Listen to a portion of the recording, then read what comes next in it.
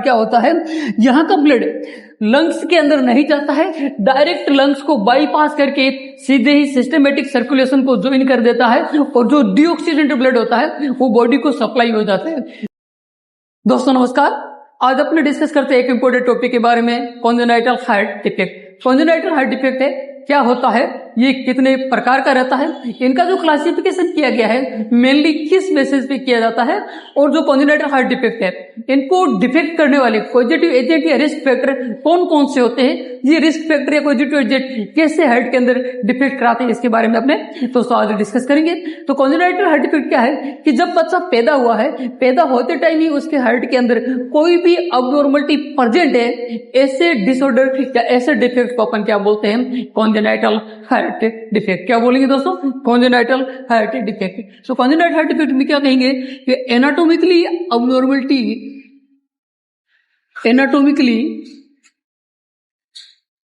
abnormality of heart present from birth। Birth के time ही heart के अंदर कोई एनाटॉमिकली रूप से अबनॉर्मलिटी प्रेजेंट है तो इसे अपन क्या बोलते हैं, कॉन्जेनाइटल हार्ट डिफेक्ट। क्या बोलेंगे दोस्तों, कॉन्जेनाइटल हार्ट डिफेक्ट।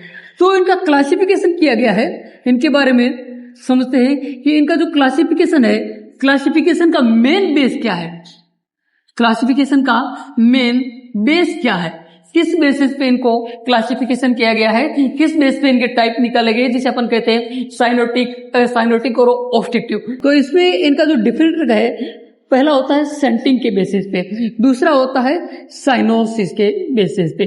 सेंटिंग क्या होता है, सेंटिंग मतलब वहां पर कोई अबनॉर्मल ओपनिंग है, अब उस अबनॉर्मल ओपनिंग में ब्लड का फ्लो है किस ओर है, यस, तो ऐसे अपन क्या बोलेंगे, blood flow pattern. Blood flow pattern मतलब ब्लड है किस ओर रनवे कर रहा है। साइनोसिस का मतलब क्या हुआ है कि वहां पर स्किन का कलर है, चेंज हो रहा है या नहीं हो रहा है, नॉर्मल है, चेंज हो रहा है, कैसा हो रहा है, ब्लू अपीयरेंस हो रहा है। जब स्किन का कलर नॉर्मल कलर से चेंज होकर ब्लू दिखने लग जाता है, ब्लू अपीयरेंस होता है, उसे अपन क्या बोलते हैं, साइनोसिस। ये साइनोसिस क्यों दिखाई देने लगता है, जब ब्लड के अंदर डीऑक्सीजनेटेड ब्लड की मात्रा 5 ग्राम पर डीएल या 5 ग्राम पर डीएल से ज्यादा हो जाए तो यहाँ पे क्या होता है, स्किन का कलर चेंज होने लगता है और स्किन क्या होता है, ब्लू कलर सा अपीयरेंस होता है, जैसे अपन साइनोसिस कहते हैं। या ब्लड के जो आर्टियल ब्लड है, आर्टियल ब्लड के अंदर ऑक्सीजन का सेचुरेशन है डाउन हो जाए। डाउन कब हो जाए, जनरली से जैसे डाउन होता है तो स्किन का कलर हल्का फुल्का चेंज देखने को मिलता है। अगर ये कलर लेस देन 85% से ऑक्सीजन सेचुरेशन भी कम हो जाए तो यहाँ पे क्या होता है, स्किन है वो ब्लू से अपीयरेंस का देखने लग जाता है और इसे अपन क्या बोलते हैं, साइनोसिस कहते हैं। क्या बोलते हैं, साइनोसिस। तो साइनोसिस में क्या कहेंगे कि जो ब्लड के अंदर, ब्लड का अंदर डीऑक्सीजनेटेड हीमोग्लोबिन है उनका 5 ग्राम पर डीएल या तो इतना या इससे ज्यादा हो जाए तो अपन को क्या देखने को मिल सकता है, साइनोसिस। या क्या होगा, जो आर्टेरियल ऑक्सीजन सेचुरेशन है, आर्टेरियल ब्लड के अंदर जो ऑक्सीजन का सेचुरेशन है वो लेस देन 85% से डाउन हो जाए तो इसमें क्या होगा, स्किन का कलर चेंज हो जाएगा। और स्किन इन दोनों कंडीशन में क्या होगा कि स्किन का कलर नॉर्मली से चेंज होके ब्लू दिखने लग जाएगा, ऐसे ही अपन क्या बोलते हैं, साइनोसिस। तो दोस्तों साइनोसिस और सेंटिंग की बेसिस पे क्या किया गया है, जो कॉन्जेनाइटल हार्ट डिफेक्ट है इनको डिवाइड किया गया है और इनके जो मेनली टाइप्स है 3 टाइप्स दिए गए हैं, साइनोटिक, असाइनोटिक और ऑब्स्ट्रक्टिव। चलिए दोस्तों इनके बारे में पढ़ते हैं, टाइप्स।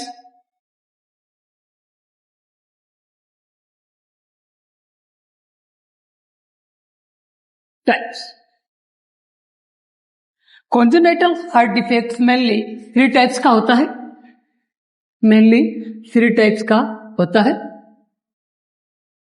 साइनोटिक, असाइनोटिक और ऑब्स्ट्रक्टिव।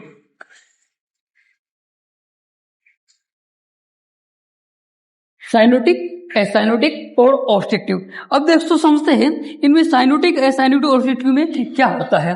सबसे पहले बात करें तो साइनोटिक होता है, इसके अंदर जो ब्लड का फ्लो रहता है या संट रहता है, संट कैसा रहता है। जैसे दोस्तों अपन ने कहा ये हार्ट है, हार्ट के ये चेम्बर है। साइनोटिक हार्ट डिजीज में जो ब्लड है रनवे करता है, ब्लड का फ्लो होता है वो राइट टू लेफ्ट रहता है। कैसे रहता है दोस्तों? राइट टू लेफ्ट रहता है। और जो एसाइनोटिक है, एसाइनोटिक हार्ट डिजीज में क्या होता है, ब्लड का फ्लो या बोले तो सेंटिंग होता है। सेंटिंग कैसे रहता है? Left to right. कैसे रहता है दोस्तों? Left to right. और ऑब्स्ट्रक्टिव में बात करें तो यहाँ पे क्या होता है, जो वाल और अपने वेसल्स होती है वहां पर उनका ऑब्स्ट्रक्शन आ जाता है, वहां उनका नेरोइंग या ऑब्स्ट्रक्शन होने के कारण यहाँ पर सेंटिंग नहीं रहता है। तो दोस्तों अपने कहा साइनोटिक, एसाइनोटिक और ऑब्स्ट्रक्टिव में बात करें तो ब्लड का फ्लो, ब्लड फ्लो पैटर्न की बात करें, ब्लड फ्लो पैटर्न की बात करें या कि सेंटिंग कहें तो ये कैसा रहता है? साइनोटिक में रहता है राइट टू लेफ्ट, और एसाइनोटिक में कैसा रहता है? लेफ्ट टू राइट रहता है। और जो ऑब्स्ट्रक्टिव रहता है यहां पर कोई सेंटिंग नहीं देखने को मिलती है जनरली। नेक्स्ट अपने बात करते हैं कि यहां पर जो अपन ने कहा था साइनोसिस या साइनोटिक है, देखने को मिलता है या नहीं मिलता है। अगर बात करें साइनोटिक हार्ट डिजीज में जो साइनोसिस रहता है प्रेजेंट रहता है। साइनोसिस क्या रहता है? प्रेजेंट रहता है। एसाइनोटिक हार्ट डिजीज में साइनोसिस एब्सेंट रहता है। और ऑब्स्ट्रक्टिव हार्ट डिजीज में जनरली होता है साइनोसिस होता है एब्सेंट रहता है। साइनोसिस है जनरली, ऑब्स्ट्रक्टिव में भी एब्सेंट रहता है। तो सबसे बड़ी बात यह है कि ये जो साइनोटिक और एसाइनोटिक है, किसी में प्रेजेंट है किसी में एब्सेंट है। ऐसा क्यों? क्योंकि जो साइनोटिक हार्ट डिजीज है यहाँ पे क्या होता है, जो ब्लड है जैसे अपन ने कहा ये लेफ्ट साइड है, ये कौन सी है? राइट। जो अपने हार्ट के चेंबर रहते हैं, हार्ट के चेंबर के जो राइट और लेफ्ट वाला चेंबर रहता है, जिसमें लेफ्ट वाले चेंबर रहते हैं उनमें ब्लड ऑक्सीजनेटेड रहता है। कंपैरिजन की जाए राइट साइड की तो यहाँ पे क्या रहता है? डीऑक्सीजनेटेड ब्लड रहता है। अब यहाँ पे क्या होता है, साइनोटिक हार्ट डिजीज में जो ब्लड होता है उनका सेंटिंग कैसा रहता है? Right to left. कैसा रहता है?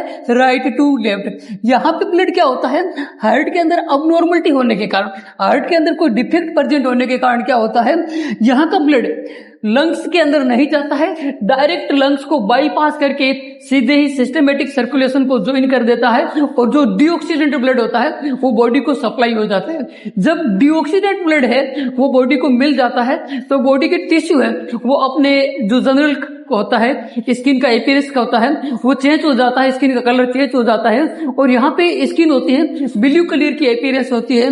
इसी के लिए अपन क्या बोलते हैं इसको? साइनोसिस। साइनोटिक हार्ट डिजीज में साइनोसिस प्रेजेंट रहता है। जबकि एसाइनोटिक हार्ट डिजीज में कहें, एसाइनोटिक हार्ट डिजीज में हार्ट का जो सेंटिंग रहती है कैसी रहती है? Left to right. कैसी रहती है दोस्तों? Left to right. यहाँ पर लिखा ऑक्सीजनेटेड ब्लड था, यहाँ क्या था? Deoxygenated blood. यहाँ जो एसाइनोटिक होता है, एसाइनोटिक में क्या होता है, जो ऑक्सीजनेटेड ब्लड था वापस लंग्स को बैक सप्लाई होता है तो फिर बॉडी को सप्लाई होता है। जबकि साइनोटिक हार्ट डिजीज में क्या था, जो डीऑक्सीजनेटेड ब्लड था वो क्या था कि डायरेक्ट ही लंग्स को बाईपास करते हुए सीधे सिस्टमेटिक सर्कुलेशन को ज्वाइन कर लेता था और फिर बॉडी को सप्लाई होता था। जबकि ऑब्स्ट्रक्टिव हार्ट डिजीज में बात करें तो यहाँ पर भी क्या होता है, डायरेक्ट लंग्स को बाईपास नहीं करता है। यहाँ पर क्या होते हैं, जो अपने वाल्व है, जो वेसल्स है, उनका क्या हो जाता है, नैरोइंग या ऑब्स्ट्रक्शन होने के कारण जो आउटफ्लो है उनके अंदर प्रॉब्लम होती है, उनके अंदर सप्लाई के अंदर प्रॉब्लम होती है। तो यहाँ पे जनरली अपन को क्या देखने को मिलेगा, जो साइनोसिस है एब्सेंट देखने को मिलेगा। अगर साइनोटिक में कहे तो यहाँ पर क्या होता है, ब्लू बेबी अपीयरेंस होता है। जो बच्चा है, बच्चे का स्किन कैसे कलर का देखेगा, ब्लू कलर का देखने को मिलेगा। और यहाँ पे होगा तो यहाँ पे अपन कहेंगे pink baby, pink baby. Acyanotic में बेबी का कलर कैसा रहेगा, जनरली रहेगा पिंक बेबी रहेगा। अब अगर इनकी एग्जाम्पल की बात करें, जो साइनोटिक, एसाइनोटिक और ऑब्स्ट्रक्टिव हार्ट डिजीज है, कंजेस्टिव हार्ट डिजीज है, इनके कौन कौन से एग्जाम्पल है, तो साइनोटिक हार्ट डिजीज में देखिए, तो जो साइनोटिक हार्ट डिजीज है, इनको एग्जाम्पल के तौर पे देखिए कौन कौन से रहते हैं। इनके रहते 5T। 5T बोले तो tetralogy of Fallot, transposition of great artery, tricuspid atresia, trunks anomalies,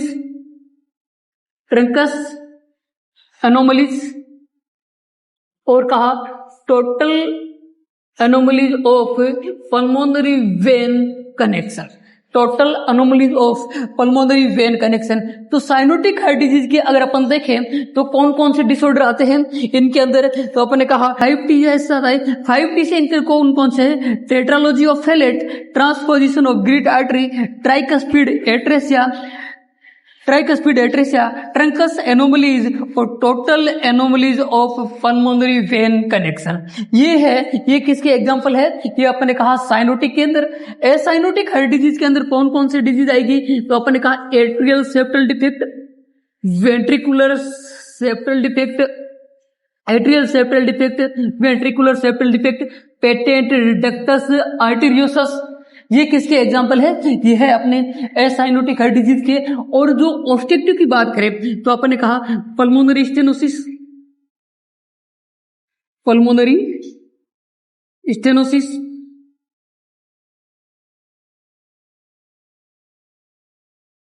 aortic stenosis, pulmonary और आयोटिक क्या आपने कहे फोरेक्शन ऑफ आयोटा। ये किसके एग्जाम्पल है? ये है अपने ऑब्स्ट्रक्टिव हार्ट डिजीज के। चलो दोस्तों आगे चलते हैं और आगे अपने देखते हैं कि इनके रिस्क फैक्टर कौन कौन से हैं।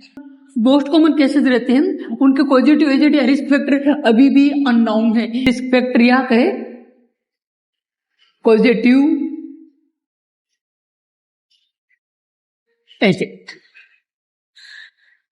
Agent, most common unknown. Approx 80% जितने भी कॉन्जेनिटल हार्ट डिफेक्ट के केसेस आते हैं उनमें 80% केसेस का एक्चुअली कारण क्या है अभी भी अननोन है। रिमेनिंग कौन कौन से रिस्क फैक्टर रहते हैं उनके बारे में बात करते हैं। जैसे अपने कहा maternal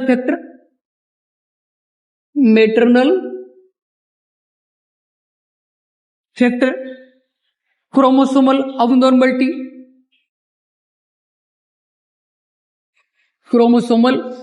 abnormality, drugs, environmental factor,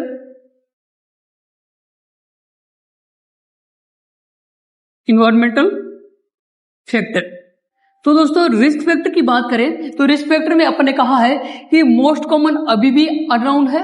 80% के आसपास क्या है जो रिस्क फैक्टर है पॉजिटिव एजेंट है अभी भी अननोन है। रिमेनिंग जो 20% केसेज है उनमें बात करें तो कौन कौन से होते हैं? मैटरनल रिस्क फैक्टर रहेंगे, क्रोमोसोमल अबनॉर्मलिटीज है वो रहेगी, उसके अलावा क्या है कुछ ड्रग है वो भी क्या कराती है इम्यूनिक पीरियड में है वहां पर वो इंटरफेयर करा के हार्ट डिफेक्ट कराती है, और क्या होती है कुछ इन्वायरमेंटल फैक्टर है वो भी कराते हैं। दोस्तों आगे चलते हैं वन बाय वन करके इनको पढ़ते हैं कि जैसे अपने कहा मैटरनल फैक्टर, कौन कौन से मैटरनल फैक्टर हैं जो क्या करा सकते हैं कॉन्जेनिटल हार्ट डिफेक्ट करा सकते हैं।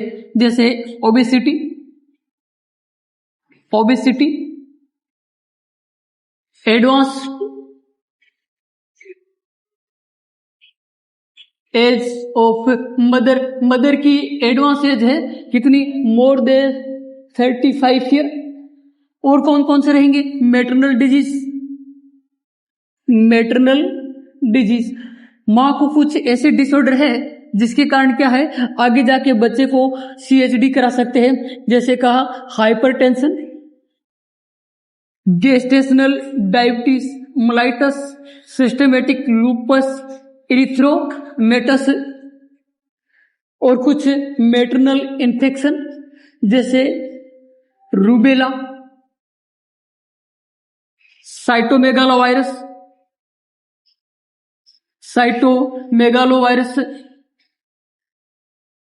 जो मदर है वो मदर कैसी है एल्कोहलिक या स्मोकर मदर है, एल्कोहलिक या स्मोकर मदर है, स्मोकर मदर है, या मदर का जो न्यूट्रिशनल है वो पुअर है, मदर का जो न्यूट्रिशनल क्या है, पुअर है, या फिर क्या है, आयरन फोलिक एसिड है, इनकी डेफिशिएंसी है। तो ये सारे रिस्क फैक्टर क्या करा सकते हैं, कॉन्जेनाइटल हार्ट डिफेक्ट करा सकते हैं। दोस्तों आगे चलते हैं, इनको वन बाय वन समझते हैं कि जैसे ओबेसिटी है, ओबेसिटी कैसे करा सकती है। जैसे कोई मदर है वो क्या है, ओबेस है, ओबेस मदर के अंदर क्या होगा, उनमें क्या होगा, इंक्रीज इंसुलिन रेसिस्टेंस। जो ओबेस कोई भी मदर है जो ओबेस है, ओबेस वाली मदर में क्या होगा, जो इंसुलिन है उनका रेसिस्टेंस क्या हो जाएगा, इंक्रीज हो जाएगा। क्या हो जाएगा, इंक्रीज हो जाएगा। जैसे ही इंसुलिन का रेसिस्टेंस इंक्रीज होगा तो वहां पे चांसेस है कि क्या हो जाए, हाइपरग्लाइसीमिया होगा। ये जो हाइपरग्लाइसीमिया है, ये हाइपरग्लाइसीमिया क्या कराएगा, हाइपरग्लाइसीमिया आगे जाके फीटल के अंदर क्या कराएगा, फ्री रेडिकल रिलीज करेगा, फ्री रेडिकल को क्या करता है, रिलीज करता है। ये जो फ्री रेडिकल है ये आगे जाके बच्चे में क्या कराता है, ऑक्सीडेटिव स्ट्रेस कराता है, ऑक्सीडेटिव स्ट्रेस। ये जो फिटस है, फिटस ग्रो कर रहा है, ये ऑक्सीजन के प्रति बहुत ही सेंसिटिव होता है। जैसे ही इनके अंदर ऑक्सीजन का कॉम्प्रोमाइज होने लगता है तो ये अपने अंदर कुछ ऑक्सीडेटिव स्ट्रेस लेके आता है, जिसके कारण क्या होता है, उनका जो जनरली फॉर्मेशन होता है वो नहीं हो पाता है, उनके अंदर कोई ना कोई अबनॉर्मलिटी देखने को मिलती है। जैसे ही ऑक्सीडेटिव स्ट्रेस आएगा तो यहाँ पे क्या होगा, यहाँ पर जो एम्ब्रियोनिक पीरियड के अंदर प्रोटीन और डीएनए है उनका प्रॉपर फॉर्मेशन होना था, वो डीएनए और प्रोटीन है प्रॉपर फॉर्मेशन नहीं हो पाएगा। ये जब डीएनए और प्रोटीन नहीं बनेंगे तो वहां पर क्या होता है, न्यूरल क्रेस्ट सेल और क्या होता है,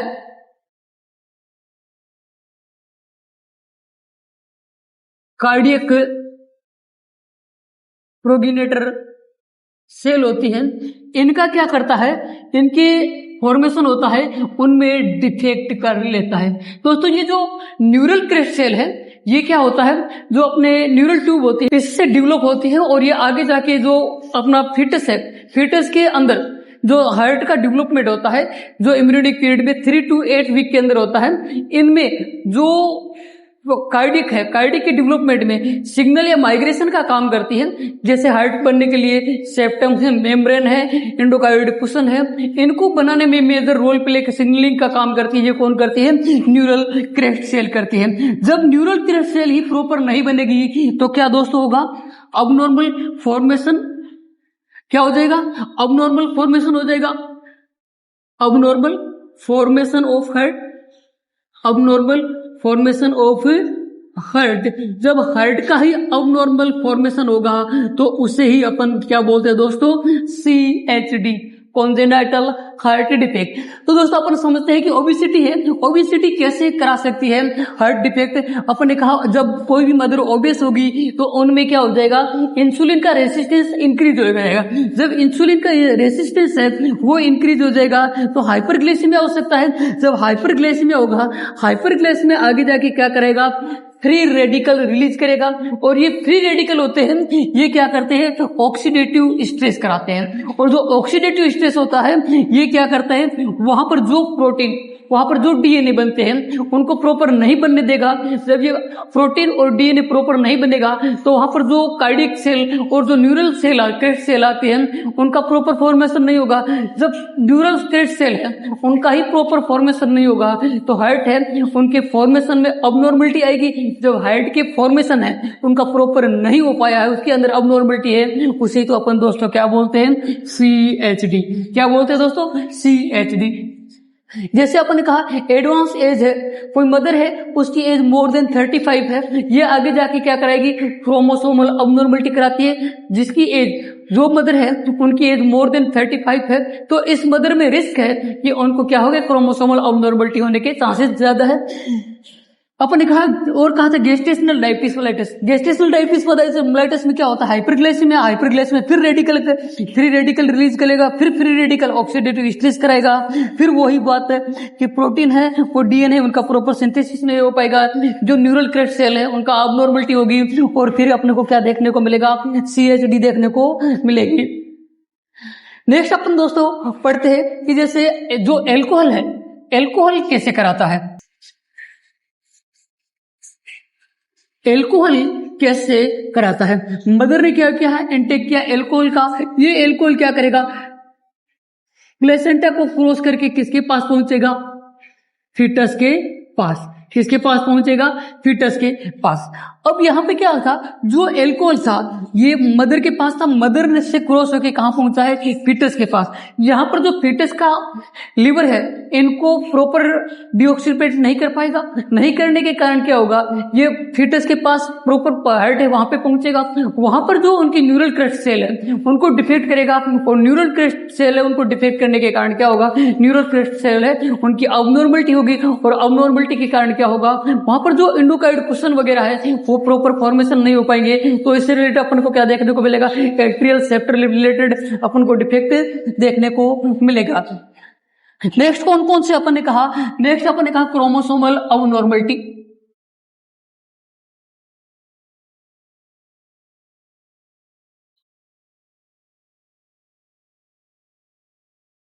नेक्स्ट कौन से रिस्क फैक्टर थे, अपन ने कहा क्रोमोसोमल अब नॉर्मलिटी। कौन कौन सी क्रोमोसोमल अबनॉर्मलिटी है जो हार्ट डिफेक्ट करा सकती है, Patau syndrome, Patau syndrome, Marfan syndrome, Marfan syndrome, Edward syndrome, Edward syndrome, down syndrome, DiGeorge syndrome, DiGeorge syndrome, Turner syndrome,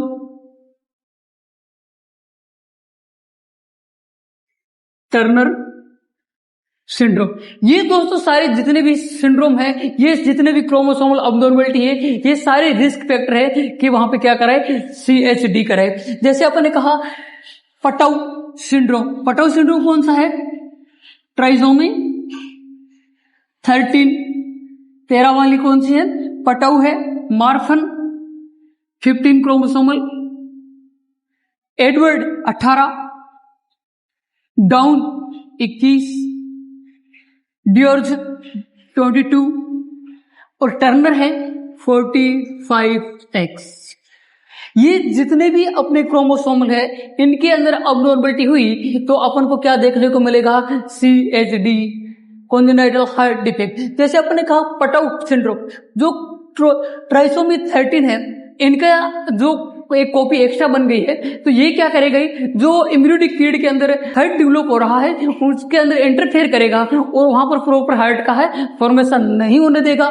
जैसे अपन ने कहा मार्फन सिंड्रोम, मार्फन सिंड्रोम दोस्तों क्या होता है, ये जो 15q21.1 का जो होता है इसे अपन मार्फन सिंड्रोम कहते हैं। दोस्तों थोड़ा रफली एक सेकंड देखते हैं कि ये कोई भी क्रोमोसोम से उनका एक पार्ट छोटा है दूसरा बड़ा है, ये स्मॉल पार्ट है इसे P बोलते हैं, और ये जो लार्ज पार्ट है इसे अपन Q बोलते हैं। जैसे अपन ने कहा मार्फन सिंड्रोम के अंदर क्या होता है 15q21.1, जैसे अपन ने कहा ये जो Q है इसके अंदर ये छोटे छोटे कॉलोनीज एरिया रहते हैं, इनमें यहाँ के जो एरिया है जैसे अपन ने कहा 1 2 3 4 5 6 7 8 9 10 11 वैसे कर पॉइंट में आए, यहाँ पर का जो एरिया है यहाँ का लोकेशन है वो कौन सा है 15q21.1। ये जो एरिया है, ये एरिया क्या होता है, यहां पर क्या होते हैं, फाइब्रिलिन फर्स्ट जीन प्रेजेंट रहते हैं। फाइब्रिलिन फर्स्ट जीन होते हैं, वो प्रेजेंट रहते हैं। ये जीन क्या करते हैं, एक प्रकार का प्रोटीन बनाते हैं। क्या करते हैं, एक प्रकार का फाइब्रिलिन प्रोटीन बनाते हैं। और ये प्रोटीन क्या करते हैं, जो अपने कनेक्टिव टिश्यू, जो अपना कनेक्टिव टिश्यू है, कनेक्टिव टिश्यू की स्ट्रेंथ और उसकी इलास्टिसिटी है, इलास्टिसिटी का बनाने में मेजर रोल प्ले करता है। कौन करता है, फाइब्रिलिन जीन फर्स्ट। अगर इनके अंदर कोई भी म्यूटेशन हो गया है तो फाइब्रिलिन नहीं बनेगा। फाइब्रिलिन नहीं बनेगा तो ये प्रोटीन है, ये प्रॉपर नहीं बनेगा। अगर प्रोटीन नहीं बनेगा तो जो कनेक्टिव टिश्यू के अंदर स्ट्रेंथ और इलास्टिसिटी आनी थी वो नहीं आएगी। अगर वीक है तो क्या हो जाएगा, जो अपना हार्ट है, हार्ट के अंदर जो फॉर्मेशन हो रहा था वो प्रॉपर नहीं हो पाएगा। तो इसे अपन क्या बोलते हैं, मार्फन सिंड्रोम। क्या बोलेंगे, मार्फन। मार्फन कौन सा है, 15 है। एडवर्ड 18 है। डाउन सिंड्रोम 21 है। ड्यूर्ज 22 है। जो टर्नर सिंड्रोम है ये 45 सिंड्रोम है।